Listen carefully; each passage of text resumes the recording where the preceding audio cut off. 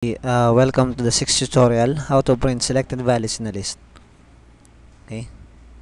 So, yun natin. Ang mangyayari, gagawin natin, pag click to, ang lalabas dyan, kung ano man yung nakaklik. So, lalabas dapat dito, apples. So, pag ito naman naka-select, mango. So, tingnan natin. Kapag pinindot yung command 1, ipiprint natin yung list 1.text.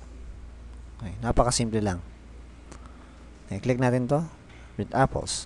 Click natin to, mango, grapes, mango. So, napakadali lang. Yung kanina sinasabi ko na list index, ito yun. So, list 1 dot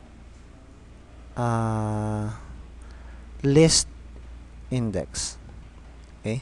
Titingnan natin yung list index ng kada linya. So, ito, 0. Kasi siya yung pinakauna. Mango, 1, 2. Okay? 0, 1, 2. So, ito yung number 1, ito yung number 0, ito yung number 2. Paano pag wala?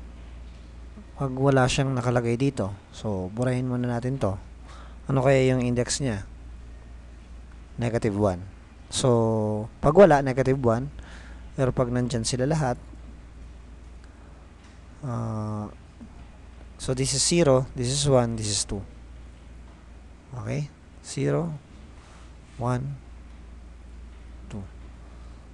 So, next meeting, ang